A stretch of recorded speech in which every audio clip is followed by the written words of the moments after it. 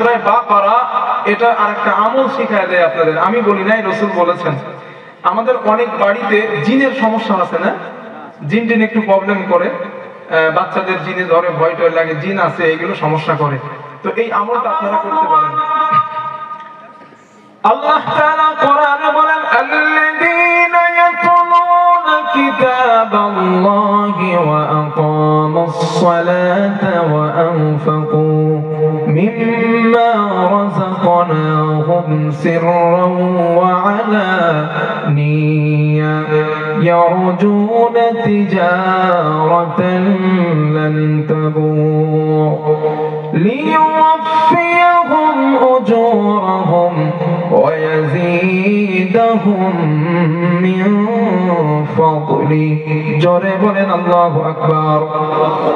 আল্লাহ তাআলা বলেন, বান্দারে এই পৃথিবীর জমিনে আমার যে বান্দা ঈমানদার বান্দা, মুত্তাকি বান্দা নিয়মিত কোরআন তেলাওয়াত করলো এবং 5 ওয়াক্ত সালাত আদায় করলো, এবং আমি আল্লাহ পাক আমার ওই বান্দাকে যে অর্থ দান করলাম, যে সম্পদ দান করলাম, ওই অর্থ সম্পদ থেকে আমি আল্লাহর রাস্তায় কিছুটা যারা ব্যয় করলো, আল্লাহ পাক বলেন ওরা এমন একটা ব্যবসার আশা করলো যেই ব্যবসায় কখনো লস হয় না, শুধু লাভ আর লাভ। জোরে জোরে বলেন সুবহানাল্লাহ। আল্লাহ পাক বলছেন, যারা কোরআন পড়ে, নামাজ পড়ে, সালাত পড়ে, আদায় করে এবং দান করে, ওরা এমন বিজনেসের আশা করে যে এই বিজনেসে কখনো লস হয় না। আমরা জানি পৃথিবীতে ব্যবসা করলে লসও হয়, লাভও হয়, আছে না ভাইজান? ব্যবসায় হালাল ব্যবসায় লাভও আছে, লসও আছে, কিন্তু একটা ব্যবসা আছে শুধু লাভ হয়, লস হয় না। কি বলেন? সুদ। ওটা তো আছে এমনি বাহ্যিক আর্থিক দিক দিয়ে একটা আছে, সেটা হলো কিছু কিছু মানুষের কাছে, সবার কাছে না, সেটা হলো সুদের ব্যবসা। আর এখন তো সুদ বলে না, বলে হুজুর ইন্টারেস্ট খায়, মনে করে আল্লাহ ইংরেজি বোঝে না, ইন্টারেস্ট খায়।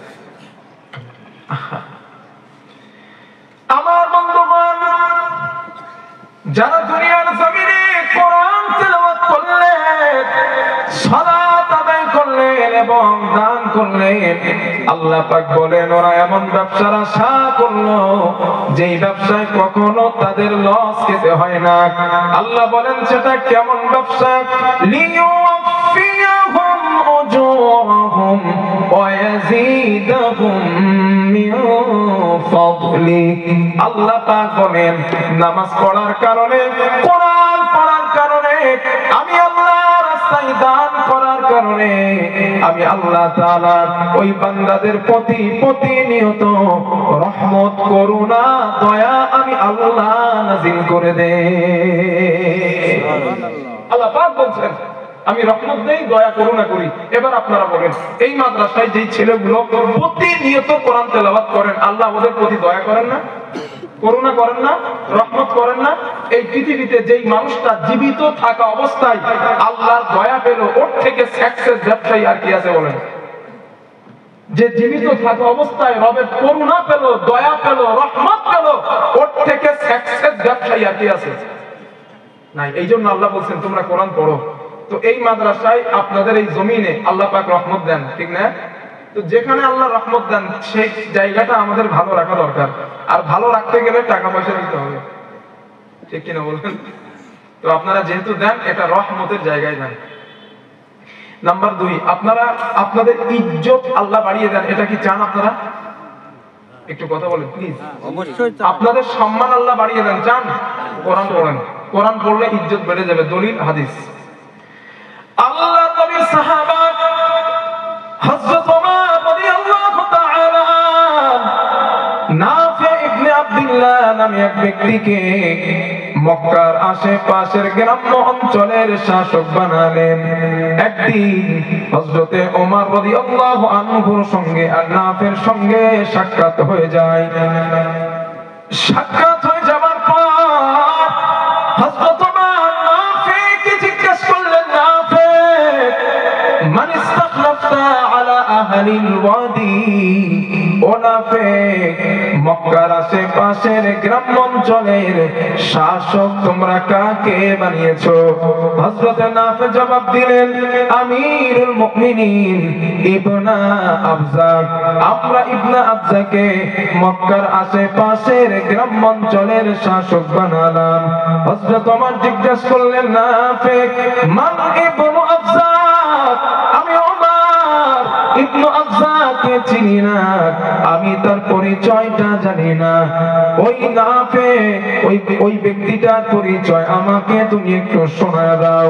হযরত নাফে বললেন, আমিরুল মুমিনিন হুয়া রাজুলুম মিন মাওয়ালিনা, ও হলো আমাদের একজন মুক্তকৃত গোলাম, সে ছিল আমাদের ঘরের গোলাম, আমরা তাকে আজাদ করে দিয়েছি। আজাদ করে দেওয়ার পর আমরাই তাকে শাসক বানাতে বাধ্য হয়ে গেলাম। হযরত নাফে বলেন, আমিরুল মুমিনিন ওই গোলামটা কোনো সাধারণ গোলাম না, ওই গোলামটা কোনো সাধারণ ব্যক্তি না, ওই গোলামটার মধ্যে এমন তিনটা কোয়ালিটি রয়েছে, এমন তিনটা গুণ আছে, যেই গুণগুলা থাকার কারণে আমরা তাকে শাসক বানাতে বাধ্য হয়ে গেলাম। হযরত ওমর বলেন, নাফে ওই গুণ তিনটি আমাকে শোনাও, ওই গুণগুলো আমাকে একটু বলো। হযরত নাফে বললেন, আমিরুল মুমিনিন এক নাম্বার কোয়ালিটি, ইন্নাহু লাকারিউল লিকিতাবিল্লাহ, ওই গোলামটা আল্লাহর কোরআনের বিশেষ অভিজ্ঞ ব্যক্তি। সুবহানাল্লাহ। এক নাম্বার কোরআনের দক্ষ সম্পূর্ণ ব্যক্তি ছিল গোলামটা। দুই নাম্বার আলিমুন বিল ফারাইজ, ওই গোলামটা ফারাইজ বিদ্যায় বড় দক্ষ। তিন নাম্বার কাযিম, লোকটা বিচার জানে খুব ভালো। এক নাম্বার কোরআনের বিদ্যায় দক্ষ, দুই নাম্বার ফারাইজ বিদ্যায় দক্ষ, তিন নাম্বার বিচার জানে ভালো। এই তিনটা গুণ ওর মধ্যে থাকার কারণে ও ওমর আমরা ওই ব্যক্তিটারে গোলাম হওয়ার পরেও শাসক বানাইছি। হযরত ওমর বললেন, নাফে ঘটনাটা এবার বুঝতে পারছি আমি। কি বুঝেছেন হুজুর? হযরত ওমর বললেন, শোনো, আচ্ছা আমি নসিহত ওয়াজ হাদিস বোঝাতে পারছি আপনাদের? হ্যাঁ। এমনি আমার 9টার দিকে দিলে ভালো হইতো, এখন এমনি মুর্শিদাবাদে ঠান্ডা, আর 12টার নিচে লোক থাকতে যায় না। মুর্শিদাবাদে আরো এসছি তো আমি জানি এখানকার সিচুয়েশন, কিন্তু হুজুর আমারে বলছে, হুজুররা আসতে দেরি করলে কি করবো, এসে দেখি ঘরে হুজুর একজন ওয়েটিং এ। তুই রাত 10:30টায় ফেরায় আমি বসেছি 10:20-তে, এখন কত সময় যে আপনাদের মাথায় দিতে পারবো আমি ঠিক বুঝতে পারছি না। প্লিজ একটুখানি কষ্ট করেন, আশা করছি ইনশাল্লাহ অসুবিধা হবে না। যাক, যে কটা কথা বলছি একটাও হাদিসের বাইরে বলবো না ইনশাল্লাহ, প্রত্যেকটা এবারত সহ বলছি, মানে একটা কথা ভুল হওয়ার সম্ভাবনা নাই। আর ওলামায়ে কেরাম এখানে আছেন, যদি সন্দেহ হয় যে হুজুর এই হাদিসটা মানে জয়ীফ বা হাদিসটা সনদ দুর্বল আছে, বলতে পারেন, আমার সব মুখস্থ আলহামদুলিল্লাহ বলে দিব। কারণ আমি মাহফিলে দুর্বল সনদের হাদিস বর্ণনা করি না, কারণ আপনারা সাধারণ মানুষ, আপনারা তো বুঝবেন না, আপনাদের জবাব দিতে হবে না, কিন্তু আমার তো দিতে হবে, তাই না? আমার তো একটা জবাব দেওয়ার ভয় আছে আল্লাহর কাছে, তো কেন এইগুলা বলে আপনাদের সমস্যায় ফেলবো খামোখা, এই জন্য বলি না। আমার বন্ধুগণ, হযরত ওমর রাদিয়াল্লাহু তাআলা আনহু বললেন, নাফে আমি তোমার কথার সঙ্গে একমত হয়ে গেলাম, কারণ এই কথাটা আমি আমার রাসূলের মুখে বলতে শুনেছি। আল্লাহর নবী বলতেন, ইন্না নাবিয়াকুম সাল্লাল্লাহু আলাইহি ওয়াসাল্লাম قال ان الله يرفع بهذا الكتاب اقواما ويدعو به اخرين। আল্লাহর নবী বলেছিলেন, নাফিক আল্লাহর নবী বলেছিলেন, সাহাবারা, এই কোরআনের মাধ্যমে আল্লাহ কারো সম্মান বাড়িয়ে দেন, আবার এই কোরআনের মাধ্যমে আল্লাহ কারো সম্মান কমিয়ে দেন। আজ এই মাদ্রাসা ছেলেগুলোর সম্মান দিলেন কে? আল্লাহ। জোরে বলেন আপনারা যদি পৃথিবীর জমিনে সম্মান পেতে চান, ইজ্জত পেতে চান, আল্লাহর নবী বলেন উম্মত তোমরা কোরআন তেলাওয়াত করো, কোরআন পড়ো, কোরআন অনুযায়ী জীবন পরিচালনা করো, কারণ এই কোরআনের মাধ্যমে আল্লাহ তোমার সম্মান বাড়িয়ে দিবে। হাদিস নাম্বার 3, যে মানুষ এই মাদ্রাসার ছেলেগুলার দৃষ্টান্ত আল্লাহর কাছে মিষ্টি কমলা লেবুর মতো। কার মতো? মিষ্টি কমলা মতো। কথা বলেন, কমলা লেবু। আল্লাহর নবী বলেন ক্বালা রাসূলুল্লাহ সাল্লাল্লাহু আলাইহি ওয়াসাল্লাম, আল্লাহর নবী বলেন, রাসূলুল্লাহ সাল্লাল্লাহু আলাইহি ওয়াসাল্লাম বলেন, নবীজি বলেন মাসালিল মুমিনিল্লাযী ইয়াকরাউল কুরআন, যেই ঈমানদার, যেই মুসলমান নিয়মিত কোরআন তেলাওয়াত করে, আল্লাহর রাসূল বলেন আল্লাহর কাছে তার দৃষ্টান্ত হয়ে যায় কামাসালিল উতুরুজ্জা, মিষ্টি কমলা লেবুর মতো। এরপরে আল্লাহর নবী বলেন ও আমার সাহাবারা, আমি নবী মিষ্টি লেবুর কথা কেন বললাম তোমরা জানো? সাহাবারা বললেন হুজুর কেন বললেন? আল্লাহর নবী বলেন রিহুহা তাইয়িবুন ওয়া তা'মুহা তাইয়িবুন, যেই কমলা লেবুর স্বাদ অনেক সুন্দর, যেই কমলা লেবুর ঘ্রাণ অনেক সুন্দর, যার স্বাদ খেতে অনেকটাই মিষ্টি লাগে। আল্লাহর রাসূল বলেন ও আমার সাহাবাদের দল, কমলা লেবুর মতো ঈমানদারের দৃষ্টান্ত আল্লাহর কাছে হয়ে যায় যে ঈমানদার নিয়মিত আল্লাহর কোরআন তেলাওয়াত করেন। এবার আপনারা বলেন এই মাদ্রাসার ছেলেগুলা কোরআন পড়ে না পড়ে না? আরো জোরে বলেন। তো যেই ছেলেগুলা নিয়মিত কোরআন তেলাওয়াত করেন আল্লাহর কাছে ওদের দৃষ্টান্ত কেমন? কমলা লেবুর মতো। এরপরে আল্লাহর নবী বলেন ওয়ামাসালুল মুমিনিল্লাযী লা ইয়াকরাউল কুরআন, যেই ইমানদার, যেই মুসলমান, যেই মুত্তাকি নিয়মিত কোরআন তেলাওয়াত করে না, কোরআন পড়ে না, আমার নবীজি বলেন আল্লাহর কাছে তার দৃষ্টান্ত হয়ে যায় কামাসালিত তামরা, খেজুরের মতো। আপনারা বলেন খেজুর খেতে স্বাদ লাগে কিন্তু খেজুরের সুঘ্রাণ আছে? বলেন নাই, সুঘ্রাণ নাই, শুধু স্বাদ আছে। রাসূল বলেন যে কোরআন পড়ে না, যে ঈমানদার, ওর দৃষ্টান্ত খেজুরের মতো। নবী কেন বললেন? কারণ নবী বলেন খেজুর খেতে স্বাদ লাগে কিন্তু খেজুরের সুঘ্রাণ নাই। ব্যক্তিটার ঈমান আছে, এজন্য ওই ব্যক্তিটার আল্লাহর কাছে স্বাদ আছে, কিন্তু কোরআন না পড়ার কারণে ওর সুঘ্রাণ নাই। এই মাদ্রাসার ছেলেগুলোর স্বাদও আছে, সুঘ্রাণও আছে। তাহলে যাদের দৃষ্টান্ত আল্লাহর কাছে কমলা লেবুর মতো, তাদের ভালোবাসা দরকার, ঠিক না ভাইজান? তাদের ভালোবাসা উচিত। আমরা বাড়বো বলেন ইনশাআল্লাহ। হাদিস নাম্বার 4, না না আচ্ছা আচ্ছা শিশু এটা আমি লেখে কোরআন আছে না, মাশাআল্লাহ আগে ভরে দিয়েছি। আচ্ছা আচ্ছা আমার বন্ধুগণ, আমার বন্ধুগণ, 3 নাম্বার 4 নাম্বার কোরআন তেলাওয়াত করার ফজিলত আল্লাহ তাআলা বলেন ক্বালা রাসূল, আল্লাহর নবী বলেন ক্বালা রাসূলুল্লাহ সাল্লাল্লাহু আলাইহি ওয়াসাল্লাম, আল্লাহর নবী বলেন, নবীজি বলেন ইকরাল কুরআন ফাইন্নাহু ইয়াতি ইয়াওমাল কিয়ামাতি শাফিআন লিআসহাবিহি, আল্লাহর নবী বলেন আমার উম্মত তোমরা কোরআন পড়ো, বেশি বেশি করে তোমরা কোরআন পড়ো। আল্লাহর নবী বলেন কেন পড়বা জানো? কারণ কিয়ামতের দিন এই কোরআন মানুষের জন্য আল্লাহর কাছে সুপারিশ করবে।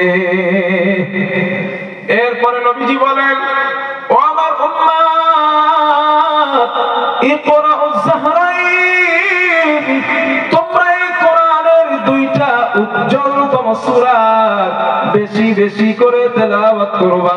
সাহাবারা প্রশ্ন করলেন ইয়া রাসূলুল্লাহ কোন 2টা সূরা বেশি বেশি করে তেলাওয়াত করব? আল্লাহর নবী বলেন 1 নাম্বার সূরাতুল বাকারা ওয়া সূরাতুল আলে ইমরান, 1 নাম্বার সূরা বাকারা, 2 নাম্বার সূরা আলে ইমরান।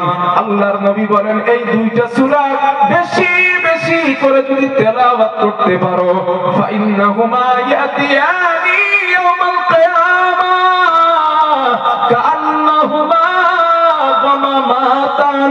আল্লাহর হাবিব বলেন আমার উম্মত এই দুইটা সূরা যদি বেশি বেশি করে পড়তে পারো হাসরের ময়দানে এই দুইটা সূরা আল্লাহর সামনে দুই খণ্ড মেঘ অথবা দুইটা ছায়া হয়ে ওই বান্দার পাশে দাঁড়ায়া যাবে।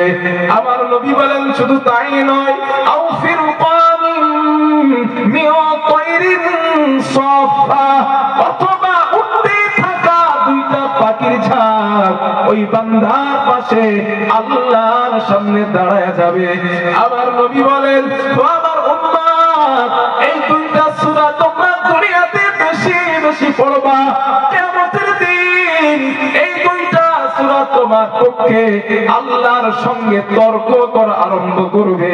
কিয়ামতের দিন এই দুইটা সূরা আল্লাহর সাথে তর্ক করতে করতে তোমাকে আল্লাহর দয়ার জান্নাতে নিয়ে যাবে। পড়বেন ইনশাআল্লাহ না? ইনশাআল্লাহ পড়বেন তো ইনশাআল্লাহ না? আল্লাহ কবুল করেন, বলেন আমিন। আর এই সূরা বাকারা এটা আরেকটা আমল শিখায় দেয় আপনাদের, আমি বলি নাই, রাসূল বলেছেন। আমাদের অনেক বাড়িতে জিনের সমস্যা আছে না, জিন টিন একটু প্রবলেম করে, বাচ্চাদের জিনে ধরে, ভয় টয় লাগে, জিন আছে, এগুলো সমস্যা করে। তো এই আমলটা আপনারা করতে পারেন কি, এই সূরা বাকারাটা আপনারা বাড়িতে পড়বেন সকাল সন্ধ্যা। দেখেন নবী কি বলতেছে। আল্লাহ রাসূল বলেন ক্বালা রাসূলুল্লাহ সাল্লাল্লাহু আলাইহি ওয়াসাল্লাম, রাসূলুল্লাহ সাল্লাল্লাহু আলাইহি ওয়াসাল্লামের বর্ণনা, আল্লাহর নবী বলেন ও আমার উম্মত লা তাজআলু বুয়ুতাকুম মাকাবির। আল্লাহর হাবিব বলেন আমার উম্মত তোমরা তোমাদের ঘরটাকে বাড়িটাকে কবর বানাবা না। কি বানাবা না? কবর। নবী বলেন ফাইন্না শাইতানা ইয়াফিরু মিনাল বাইতিল্লাযী তুকরাউ ফীহি সূরাতুল বাকারা। আমার নবী বলেন যে ঘরের মধ্যে সূরা বাকারা পড়া হয় ওই ঘর থেকে দুষ্ট জিন শয়তানকে আল্লাহ চিরতরের জন্য বিতাড়িত করে দেন। আমরা পড়বো ইনশাআল্লাহ সবাই। হুজুরের কাছে তাবিজ করতে ঝাড়ফুঁক করতে যাওয়ার দরকার নাই, এই আমল করেন, রাসূলের শেখানো আমল শুরু করে দেন, ইনশাআল্লাহ আল্লাহ আপনার বাড়িকে আপনার ঘরকে দুষ্ট জিন শয়তান থেকে মাহফুজ রেখে দেবেন। আমল করেন, রাসূলের শেখানো তরিকায় আমল করেন ভাইরা, এই ছাড়া বিকল্প নাই, এই ছাড়া বিকল্প নাই। এখানে কোরআন জানেন না? হাত তুলতে বললে একটু লজ্জা হবেন, হাত তুলতে বলবো না। কোরআন পড়তে পারে এরকম মানুষ অনেক আছে তো ইনশাআল্লাহ এখানে, না? আচ্ছা আলহামদুলিল্লাহ। আপনাদের একটা কথা বলি আমি, রাতের বেলা দেখবেন অনেক সময় ঘুম ভেঙে যায়, 2টা বাজে 3টে বাজে আর ঘুম আসতেছে না, মোটেই ঘুম আসে না, একবার এগোর একবার ওগোর। ঘটনা কি ঘুম আসে না কেন? এই শরীরের মধ্যে কোনো একটা অসুবিধা হইলে ঘুম আসতে চায় না। ওই সময়টা আপনি অযথা শুয়ে থাকবেন না, একটা কাজ দেয় আপনাদের আমল। রাতের বেলা ওই সময়টা আপনি উঠবেন, ওঠার পর উজু করলেন, যাই নামাজটা নিলেন, কোরআনুল কারীমটা নিয়ে ঘরের কোণে বসে, সবাই ঘুমাইতেছে কিন্তু আপনি একা একা টুকটুক করে আল্লাহর কোরআনটা পড়বেন। যদি পড়েন একটা মজা আছে এখানে। কি মজা? আগে হাদিসটা শুনেন। নবীজির একজন সাহাবা ছিলেন, নাম উসাইদ ইবনে হুযাইর। কি নাম? বলেন বলেন বলেন। উসাইদ ইবনে হুযাইর রাদিয়াল্লাহু তাআলা আনহু। উনি বলেন, উনি হাদিসের বর্ণনাকারী। উনি বলেন একদিন রাতের বেলা আমার হঠাৎ ঘুম ভেঙে যায়, ঘুম ভেঙে আর ঘুম আসে না। চিন্তা করলাম রাতটা অযথা পার না করে দিয়ে আমি কোরআনটা তেলাওয়াত করি। এই চিন্তা করে উনি ঘরের মধ্যে কোরআন পড়তেছে। আমার বন্ধুগণ, হযরত উসাইদ রাদিয়াল্লাহু তাআলা আনহু যখন কোরআন তেলাওয়াত করা আরম্ভ করলেন, ওনার ঘরের মধ্যে বাঁধা ছিল একটা ঘোড়া। হাদিসে আসছে ইদ জাআলাত ফারসুহু, ওই ঘোড়াটা লাফালাফি আরম্ভ করে দেয়, লাফাইতেছে। হযরত উসাইদ বলেন আমি কোরআন তেলাওয়াত করা বন্ধ করে দিলাম, ঘোড়ার লাফানোটা বন্ধ হয়ে যায়। সুম্মা জাআলাত আইযান, আমি আবার তেলাওয়াত করা আরম্ভ করলাম, আমার ঘোড়ার লাফানোটা শুরু হয়ে যায়। আমি আবার বন্ধ করে দিলাম, আমার ঘোড়ার লাফানোটা বন্ধ হয়ে যায়। এমন অবস্থা তিনবার হয়ে যায়। নবীর সাহাবা উসাইদ বলেন, আমি ভয় পেয়ে গেলাম ওই ঘোড়ার পায়ের কাছে আমার ছোট্ট একটা সন্তান, খশিতু আন তাতা ইয়াহইয়া, ওই ছোট্ট সন্তান ইয়াহইয়াটা ঘুমায়। আমার দুইটা কোনো ভয় ঘর নাই, একটাই মাত্র আমার ঘর, ওই ঘরের মধ্যে আমার সন্তান ইয়াহইয়াটা ঘুমায়। আমি ভয় পেয়ে গেলাম ওই ঘোড়ার লাফালাফির কারণে আমার ইয়াহইয়ার কোনো ক্ষতি হয়ে যায় কিনা, এই চিন্তা করে কোরআন তেলাওয়াত করাটা বন্ধ করে দিলাম। আমার নবীর সাহাবা বলেন, হঠাৎ আমি আসমানের দিকে মাথা উঁচা করে তাকালাম। মাথা উঁচা করে তাকানোর পর অসংখ্য ছায়া, নূর, আলো আমি দেখতে পেলাম। আমি চিন্তা করলাম ওই আলো, ওই নূর গুলা আমার বাড়ির সামনে আসে তেলাওয়াত করার সময়, আবার যখন বন্ধ হয়ে যায় ওই নূর আলো গুলা অদৃশ্য হয়ে যায়। নবীর সাহাবা উসাইদ বললেন, আমি ভয় পেয়ে গিয়ে কোরআন তেলাওয়াত করাটা বন্ধ করে দিলাম। ফজরের সময় মসজিদে নববীতে হযরতে বেলালের কণ্ঠের আওয়াজ আমার কানের মধ্যে চলে যায়। আমি আমার সন্তান ইয়াহইয়াকে ওঠালাম, ওঠানোর পর উযু করলাম, মসজিদে নববীতে গেলাম। নববীতে যাবার পর নবীজির পিছনে নামাজ আদায় করলাম। নামাজ শেষ হয়ে যাবার পর আল্লাহর হাবিবের কাছে একাকিত্বে বসলাম, ঘটনাটা বর্ণনা করলাম। ইয়া রাসূলুল্লাহ, রাতের বেলা আমি কোরআন তেলাওয়াত করতেছিলাম, আমার ঘোড়াটা লাফায়, আবার বন্ধ করে দিলাম, আমার ঘোড়ার লাফানোটা বন্ধ হয়ে যায়। আল্লাহর রাসূল, আমি আবার তেলাওয়াত করা আরম্ভ করলাম, আমার ঘোড়ার লাফানোটা আবার শুরু হয়ে যায়, আবার বন্ধ করে দিলাম, আমার ঘোড়ার লাফানোটা বন্ধ হয়ে যায়। আল্লাহর নবীর সাহাবা বলেন, হুজুর, আমি আসমানের দিকে তাকালাম, অনেকগুলা আলো, নূর আমি দেখতে পেলাম, আর ছায়া দেখতে পেলাম জোনাকি পোকার মতো আলো। আমার নবী বলেন, ও সাহাবা উসাইদ, কেন তুমি বন্ধ করলা? তেলাওয়াত কেন তুমি বন্ধ করেছো? হযরত উসাইদ বলেন, ইয়া রাসূলুল্লাহ, ওই যে আপনার পাশে আমার ছোট্ট ইয়াহইয়া সন্তানটা ঘুমায়, না জানি রাতের বেলা ওই সন্তানের ঘোড়ার লাফালাফির কারণে আমার সন্তানটার কোনো ক্ষতি হয়ে যায় কিনা। হুজুর, এই চিন্তা করে কোরআন তেলাওয়াত করাটা আমি বন্ধ করে দিয়েছিলাম। নবী, আমি জানতে চাই ঘোড়াটা কেন লাফাইতেছিল?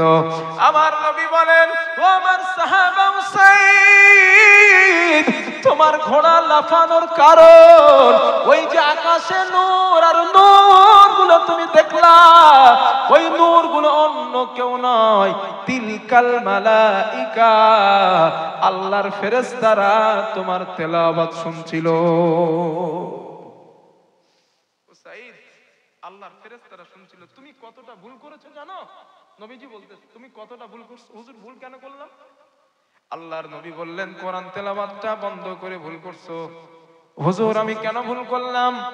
আল্লাহর নবী বলেন, লাউ করাতা লা আসবাহতা হাত্তা ইয়ারাহান নাস মা তাস্তাদিনু মিনহুম।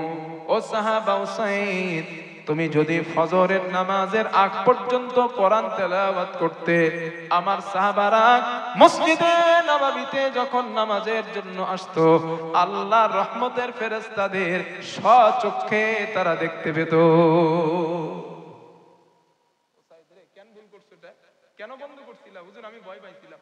প্রিয় উম্মত, নবীর উম্মত, শোনেন ভাইরা, রাত্রে ঘুম ভেঙে গেলে অযথা সময়টা নষ্ট না করে একটু কোরআন পড়বেন।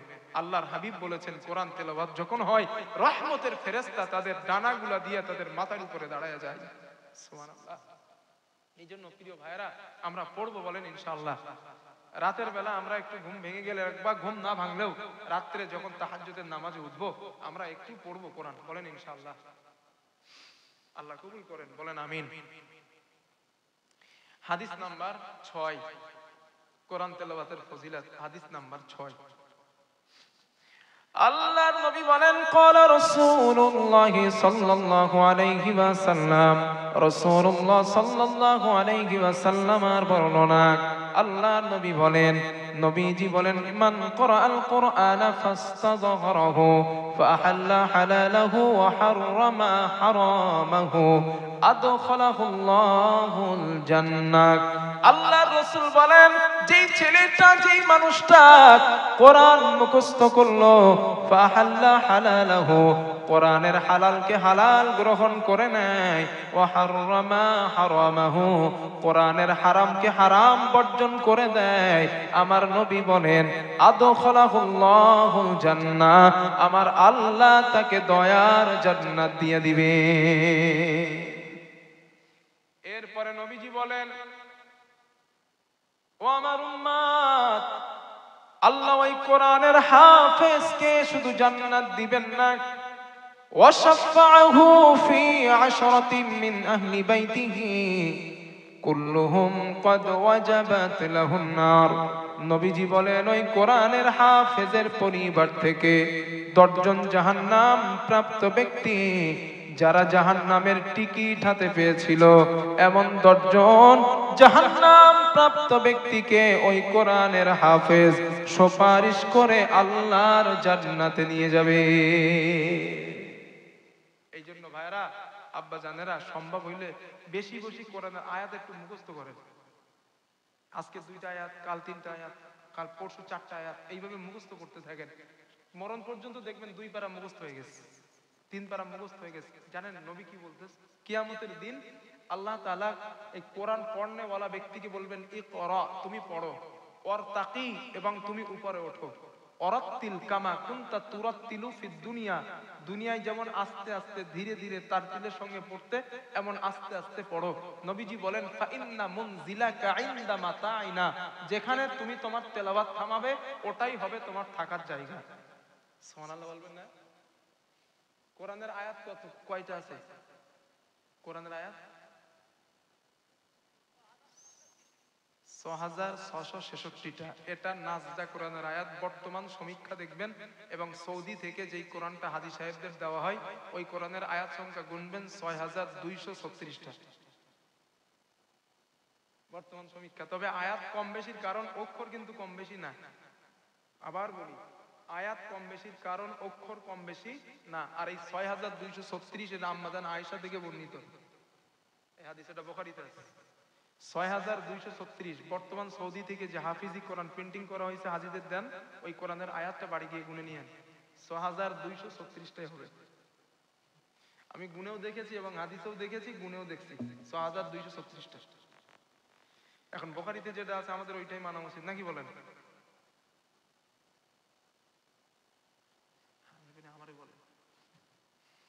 তাহলে এই আল্লাহ রাসূল কি বলছেন? যেই ব্যক্তি যতটা আয়াত পড়বে তার মকাম ততটাই বেশি দেওয়া হবে। এখন একজন কোরআনের হাফেজ যার 6236টা আয়াত মুখস্থ, ও 6236 তালায় গিয়ে বসে থাকবে, ঠিক না? আর আপনাদের যাদের ইন্না তাইনার কুলুস সূরা ছাড়া মুখস্থ নাই, এই 3টা আয়াত পড়ে ইল্লাল্লাহ করতে হইবে, কিচ্ছু করার নেই। এই জন্য বেশি বেশি করে কোরআনের আয়াত মুখস্থ করেন ভাইরা। যত আয়াত মুখস্থ করবেন তত লাভ। আমি কোরআনের হাফেজ আলহামদুলিল্লাহ একজন। তো আমি এই হাদিসগুলো পড়ি আর নিজে নিজে আনন্দ পাই, আর আল্লাহরে বলি, আল্লাহ যদি তুমি কবুল করো হাসরের দিন, যদি তুমি কবুল করো, যে যা বাকি বললে তোরে হাফেজ বলে কবুল করছি, তুই পড় আর ওঠ। আলহামদুলিল্লাহ আমি 2 বইটাকে শোনানো মানুষ, সমস্যা নেই, পড়তে পারবো। আর যদি আল্লাহ স্মৃতিতে রাখে, আর যদি আল্লাহ কবুল করেন, এই জন্য প্রিয় ভাইরা আপনাদেরকে বলছি, চাচাজিরা, চায়ের দোকানে বিকেল বেলা আড্ডায় না বসে, বন্ধুদের সঙ্গে সময় নষ্ট না করে, আসরের নামাজের পর একটু ইমাম সাহেবের কাছে বসে কোরআনটা শিখেন। যারা জানেন না, কোরআন পড়েন, কোরআন পড়েন। কেন পড়বেন না? আপনি মুসলিম, আপনি মুসলমান, কেন পড়বেন না ভাইরা? শুধু শুনে শুনে মেরে দেবেন এই চিন্তা বাদ দেন। শুনে মারার দিন শেষ, এখন পড়ার দেশ। এখন পড়তে হবে আমাদের। পড়বো ইনশাআল্লাহ আমরা। একটু ইনশাআল্লাহটা বলেন, পরে যা পারেন করেন। একটু ইনশাআল্লাহটা বলেন, আল্লাহ তৌফিক দেন, বলেন আমিন। আমার বক্তব্য বুঝতে গেলে একটু ধৈর্য লাগবে, ধৈর্য ছাড়া বোঝা মুশকিল। শোনা যাচ্ছে না? উড়িয়ে গজব রে।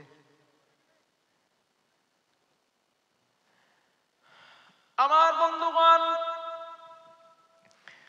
যদি আপনি কোরআন তেলাওয়াত করেন, আপনি যদি কোরআন পড়েন, আল্লাহ নবী বলেন ক্বালা রাসূলুল্লাহ সাল্লাল্লাহু আলাইহি ওয়াসাল্লাম, আল্লাহ নবী বলেন আমার উম্মত, কোন ব্যক্তি যদি আমার কোন ঈমানদার উম্মত যদি কোরআনের একটা অক্ষর তেলাওয়াত করে, ফালাহু আশরু বিআমসালিহা, আমার আল্লাহ তার আমলনামায় 10টা নেকি লিখে দেন। আমার নবী বলেন লা আকুলু আলিফ লাম মিম হারফুন, নবী বলেন আমার উম্মত, আমি নবী বলি না আলিফ লাম মিম তিনটা মিলে একটা অক্ষর, লাকিন আলিফুন হারফুন, আলিফ হলো একটা অক্ষর, মিম হলো আলাদা আর একটা অক্ষর, লাম হলো আলাদা আর একটা অক্ষর। আমার নবী বলেন আমার উম্মত, ও উম্মত, তুমি যদি কোরআনের একটা অক্ষর তেলাওয়াত করো, আমার আল্লাহ তোমার আমলনামায় 10টা নেকি সাথে সাথে লিখে দেন। জোরে জোরে বলেন সুবহানাল্লাহ। কিয়ামতের দিন জান্নাতে যাবে তারা ঈমানের সঙ্গে নেক আমল করেছে যারা, ঠিক না? ইন্নাল্লাযীনা আমানু ওয়া আমিলুস সালিহাতি কানাত লাহুম জান্নাতুল ফিরদাউসি নুজুলা। আল্লাহ অন্য আয়াতেও বলেন ইন্নাল্লাযীনা আমানু ওয়া আমিলুস সালিহাত লানুদখিলান্নাহুম ফিস সালিহিন।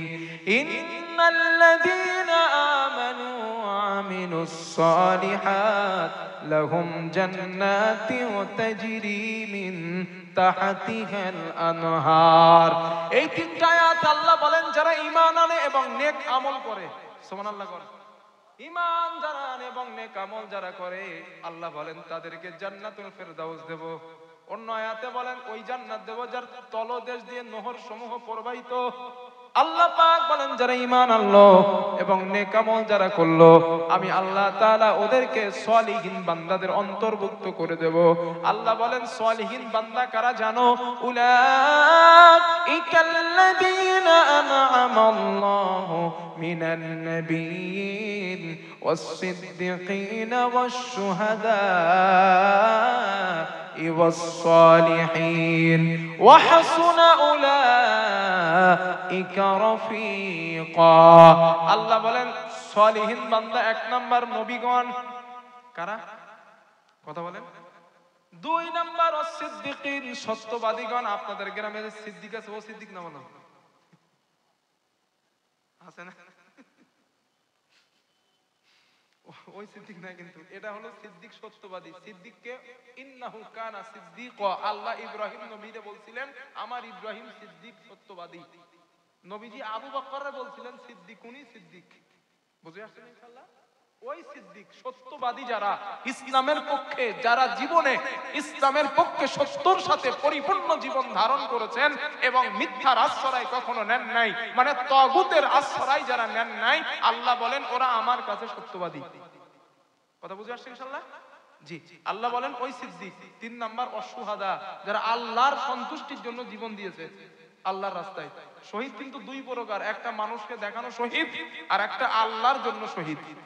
কোন ব্যক্তি আছেন যিনি শহীদ জিহাদের মাঠে যাচ্ছে, মানুষ যেন আমারে বড় বীর বলে, শহীদ বলে, খেতাব দেয়, এজন্য শহীদ না, ওই শহীদ আল্লাহর কাছে অ্যাকসেপ্ট না। ওই শহীদ আল্লাহর কাছে গ্রহণযোগ্য যেই শহীদ আল্লাহর সন্তুষ্টির জন্য, দিন বিজয় করার জন্য, তাওহীদের জন্য, কোরআনের জন্য, ইসলামের জন্য যিনি জীবন দেয় আল্লাহর সন্তুষ্টির জন্য, ওই ব্যক্তি আল্লাহর ভাষায় শহীদ।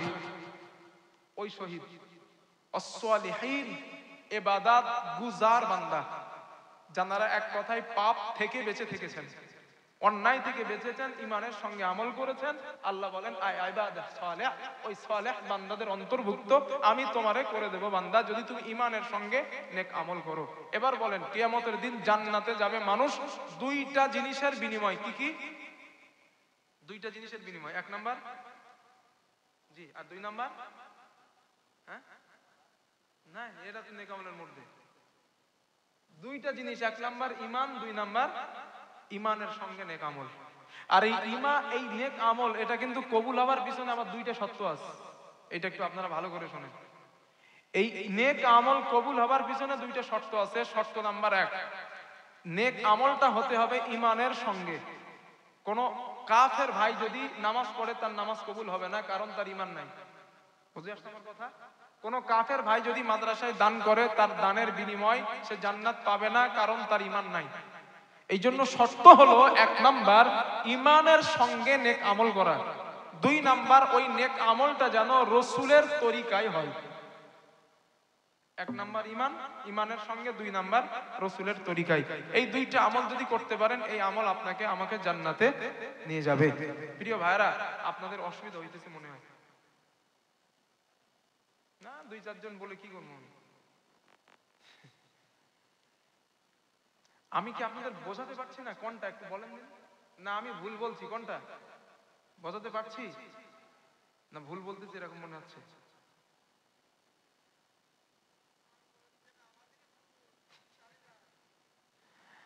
ফাঁকা মাঠে গোল দেওয়া হুজুর তো আমি না। প্রিয় মুসলমান ভাইরা, ঠান্ডা প্রচুর, এটা আমি স্বীকার করছি, ঠান্ডা অনেক বেশি। তবে বিষয়টা হলো যে হাদিসগুলো আমি বলছি না, হাদিসগুলো আমার পড়তে হয়েছে। আর আমি চাই গোটা জাতির কাছে খেয়ানত না করতে। আপনারা এখানে বসেছেন, 2টো হাদিস শোনায়া যদি বাড়ি বাড়াইতে পারি আমি সাকসেস। কিন্তু মানুষ এখন এরম হয়ে গেছে, হুজুর হাদিস তো সারা জীবন শুনছি, আমল তো করি নাই। আজও আপনি হাদিস বলছেন, করবো না, খামোকা থেকে কি করবো, যাই বাড়ি গিয়ে ঘুমাই পড়ি, বেকার হবে। ইয়াসআলুনাকা আনিল মুজরিমিন মা সালাকাকুম ফি সাকার। ও জাহান্নামীরা, জাহান্নামে আসছো কেন? জিজ্ঞাসা করা হবে, ফেরেশতারা জবাব দিবে, ক্বালু, তারা বলবে, লাম নাকু মিনাল মুসাল্লিন, আমরা পৃথিবীতে নামাজি ছিলাম না, মুসল্লি ছিলাম না, এই জন্য আসছি। নামাজ না পড়লে জাহান্নাম সবাই জানে, এরপরেও নামাজ পড়ি না, ঠিক না? প্রিয় মুসলমান ভাইরা, এই জন্য ঈমান ওইভাবে বানান ওলামায়ে কেরামদের কাছ থেকে জেনে, যেই তরিকা রাসূল করেছেন, যেইভাবে রাসূল আমল করেছেন, ওই তরিকার মধ্য দিয়ে আমল করেন, মরে যান, জান্নাতে যাবেন। বুঝে আসছে কথা ইনশাআল্লাহ? এই জন্য সিদ্ধান্ত নেন নিজেরা। ওয়াজ জীবনে বহুত শুনেছেন, আরো শুনবেন। ওয়াজ শোনা এটা বেকার বলছি না, তবে ওয়াজ শুনে যদি আমল না করেন ওইটা পুরো বেকার হবে, পুরো বেকার হবে। এই ঘুম ছেড়ে বসে থাকাটা বেকার হবে। যদি সিদ্ধান্ত না নজর আমল করবো তাইলে ঠিক আছে। আর যদি মনে করেন না, কিছু সময়ের জন্য যাই, মাহফিল তো দিছে, কি করবো বাড়ি বসে থেকে, খানিক সময় শুনে আসি, তো এই চিন্তা করে আসলেন, শুনলেন, ছেড়ে ফেললেন, না, জবাব দিতে হবে, এটা ভুলে যান না। রাসূল কথা বলেছেন, কবরে যাওয়ার পর হাসরের দিন তোমাকে জিজ্ঞাসা করা হবে তুমি কোরআন পড়েছিলে কিনা। জিজ্ঞাসা করা হবে তুমি কোরআন পড়েছিলে কিনা। বাংলায় পড়ে কোরআন মেরে দিলেন না, চেষ্টা করলেন না, বাংলায় পড়ে মেরে দিলেন, তা বৈধ নয়। ওয়ারাত্তিলিল কুরআনা তারতিলা, যদি বাংলায় পড়ে সব নাজাত পাওয়া যাইতো তো আল্লাহ এই আয়াত নাজিল করতেন না যে কোরআন পড়ো তারতিলের সঙ্গে। এই জন্য চেষ্টা করেন ভাইরা, চেষ্টা করেন ইবাদতে সালেহ রাসূলের তরিকায় করার চেষ্টা করেন। আবেগে জড়িত হয়ে ইবাদত করেন না, ওই ইবাদত আল্লাহর কাছে অ্যাকসেপ্ট যোগ্য হবে না। কারণ 29 নম্বর পারাটা খুলে দেখেন, সূরা মুলকের মধ্যে আল্লাহ বলেন, আল্লাযী খালাকাল মাউতা ওয়াল হায়াতা লিয়াবলুয়াকুম আইয়ুকুম আহসানু আমালা। আমি আল্লাহ তাআলা হায়াত আর মউতকে সৃষ্টি করেছি, লিয়াবলুয়াকুম, আমি দেখতে চাই তোমাদের মধ্যে, আইয়ুকুম, তোমাদের মধ্যে আমলের ব্যাপারে, আহসানু আমালা, উত্তম আমল কে করতে পারো, ভালো আমল কে করতে পারো, শুদ্ধ আমল কে করতে পারো। আল্লাহ যদি এখানে বলতেন আকসারু আমালা, সারা আকসারু মানে বেশি, আল্লাহ যদি বলতেন আকসারু আমালা, অর্থ দিত আমি বেশি আমল চাই। আল্লাহ বলেন না, আমি বেশি আমল চাই না, আমি আকসারু আমালা, আমি শুদ্ধ আমল চাই, আমি ভালো আমল চাই, আমি সহি আমল চাই। আমি চাই তুমি তেলাওয়াত করো সহি শুদ্ধ ভাবে, তুমি নামাজের কেরাত গুলো পড়ো শুদ্ধ ভাবে, নামাজের রুকু করো শুদ্ধ ভাবে, সিজদা দাও শুদ্ধ ভাবে, দান সাদকা করো হালাল মানে এটাও শুদ্ধ ভাবে, আমি আল্লাহর ইবাদত করো, জিকির আজকার করো, সবগুলা শুদ্ধ ভাবে। আপনি বাংলা পড়লেন, চেষ্টাও করলেন না, গোজাই মিলা চালায় দিচ্ছেন, আর বলতেছেন জান্নাতে যামু। না না, কুছ হাসিল করনে কে লিয়ে কুছ খোনা পড়তা है, কিছু পেতে গেলে কিছু খরচ করতে হবে। চেষ্টা করেছেন, হলো না, এটা আল্লাহ ছেড়ে দেবেন। কিন্তু চেষ্টা করলেন না, চায়ের দোকানে বসে সময় কাটাইছেন আর গোজাই মিলি চালাইছেন, আল্লাহ কেন দেবে? কথা বুঝে আসছে আমার? চেষ্টা করতে হবে, চেষ্টায় থাকুন, হলো না আলাদা জিনিস। কিন্তু চেষ্টা না করে আপনি এইভাবে গোজাই মিলি দেবেন, আলহামদুলিল্লাহ রাব্বিল আলামিন এইভাবে বলবেন না, অর্থ ঘুরে যাবে। আপনি আশ্চর্য হবেন, জবরের জায়গায় জেল লাগাইলে মানুষ কাফের হয়ে যায়, জেরের জায়গায় জবর লাগাইলে মানুষ কাফের হয়ে যায়, কফের জায়গায় কাফ লাগালে অর্থ চেঞ্জ হয়, যার জায়গায় জিম লাগালে অর্থ চেঞ্জ হয়। কথা বুঝে আসছে আমার ইনশাআল্লাহ? একটা এক্সাম্পল বলি, আপনাদের সূরা ইখলাস মুখস্থ আছে না? সবার আছে তো ইনশাআল্লাহ না? কুলুস সূরা বাংলায় না বললে তো বুঝবে না। কুলুস সূরা মানে ইখলাস। আরবির যত বর্ণমালা আছে ওই বর্ণমালার মধ্যে একটা কফ আর একটা কাফ আছে না? একটা কফ একটা কাফ। ওইখানে কি লেখা আছে? কুল হু আল্লাহু, বলেন আহাদ। কুল মানে কি বলেন, বলো। আর কুল মানে কুল, কাফ কুল হু আল্লাহু আহাদ। কুল মানে খাওয়া, আর কুল মানে বলো। যদি পড়েন কুল হু আল্লাহু আহাদ অর্থ দেবে খাও আল্লাহ এক, আর যদি পড়েন কুল হু আল্লাহু আহাদ বলো আল্লাহ এক। সূরা ফাতিহা আপনারা সব মুখস্থ না? ইহদিনাস সিরাতাল মুস্তাকিম সিরাতাল লাযিনা আনআমতা আলাইহিম। এই আনআমতা তার উপরে কি আছে? জবর না পেশ? আনআমতা তার উপরে কি আছে? বলেন জবর। আনআমতা অর্থ দেবে, গ্রামাটিক্যালে অর্থ দেবে কি? আনআমতা আল্লাহ তুমি যাদের নিয়ামত দিয়েছো। আর যদি আপনি তু পড়েন আনআমতু আলাইহিম, জবরটারে পেশ করে দিবেন, অর্থ দিবে আমি যাদের নিয়ামত দিছি, সাথে সাথে আপনি কাফের। কারণ আল্লাহর সাথে আপনি শিরিক করলেন। আল্লাহ বলছেন আমি নিয়ামত দিছি যাদের, আর আপনি বলছেন না আনআমতু আলাইহিম আমি নিয়ামত দিছি, আপনি কাফের। এইজন্য কোরআনটা শুদ্ধ করেন প্রিয় ভাইরা। ইদা জাআ নাসরুল্লাহ, সুয়াদ একটু মোটা হয় আর সিন একটু হালকা হয়, তাই না? সিন অক্ষর আলাদা, উচ্চারণ আলাদা, সুয়াদ অক্ষর আলাদা, উচ্চারণ আলাদা। এখন আপনি বললেন ইদা, যখন, যা মানে আসা, আনাসরুল্লাহ সুয়াদ পড়েছেন অর্থ দিবে যখন আসবে আল্লাহর পক্ষ থেকে সাহায্য বা বিজয়। আর যদি পড়েন ইদা জাআ নাস, সিন পড়েন হালকা, নাসরুল্লাহি ওয়াল ফাত অর্থ দিবে যখন আসবে আল্লাহর পক্ষ থেকে শকুন। কোথায় গেছে দেখছেন অর্থ? এইজন্য চায়ের দোকানে সময় দেন না, কোরআনের সঙ্গে সময় দেবে, বলেন ইনশাআল্লাহ। আর কি বলেন না, মহব্বতে বলেন না ইনশাআল্লাহ। একবার একটু কলেমার জিকির করেন দিন, সুবহানাল্লাহ ওয়ালহামদুলিল্লাহ ওয়ালা ইলাহা ইল্লাল্লাহ লা ইলাহা ইল্লাল্লাহ লা ইলাহা ইল্লাল্লাহ সুবহানাল্লাহ আলহামদুলিল্লাহ ওয়ালা ইলাহা ইল্লাল্লাহ লা ইলাহা ইল্লাল্লাহ মুহাম্মাদুর রাসূলুল্লাহ সাল্লাল্লাহু রাসূলান নামিনা দলিলান মুবিনা أتانا بطيبا بشيرا نذيرا رسولا أمينا دليلا مبينا أتانا بطيبا بشيرا نذيرا مرحبا مغلا وسغلا ولوفا مرحبا مغلا وسغلا ولوفا يا حبيبي يا حبيبي يا حبيب الله يا حبيب الله رسولا أمينا دليلا مبينا أتانا بطيبا بشيرا نذيرا كان سيد الأنام كان خير لا احتمى عليه دوما صلاة الله أسلم لرسول الله عليه دوما صلاة الله أسلم لرسول الله مرحبا مغلا وسغلا ولوفا مرحبا مغلا وسغلا ولوفا يا حبيبي يا حبيبي يا حبيب الله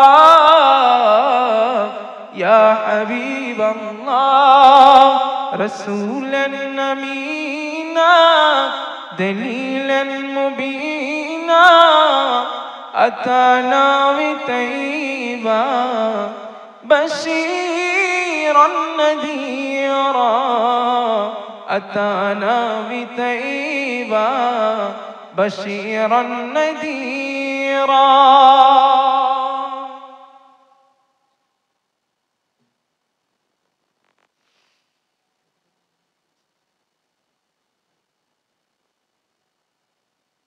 মাদ্রাসার সেক্রেটারি ভাই আর মোহাম্মদ ভাই কই? ভাইজান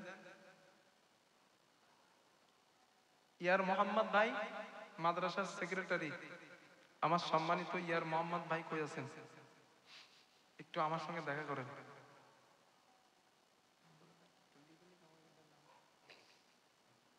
ইয়ার মোহাম্মদ ভাই কে আছেন? প্রিয় ভাইরা, প্রিয় মুসল্লি ভাইরা,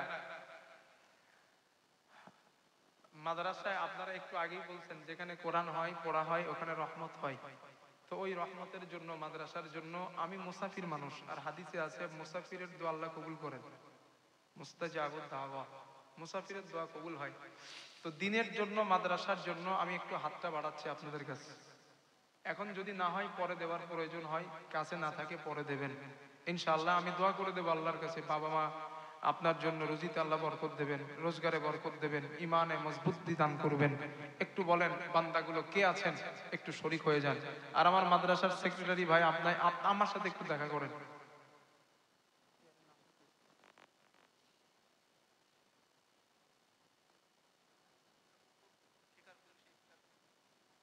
হ্যাঁ,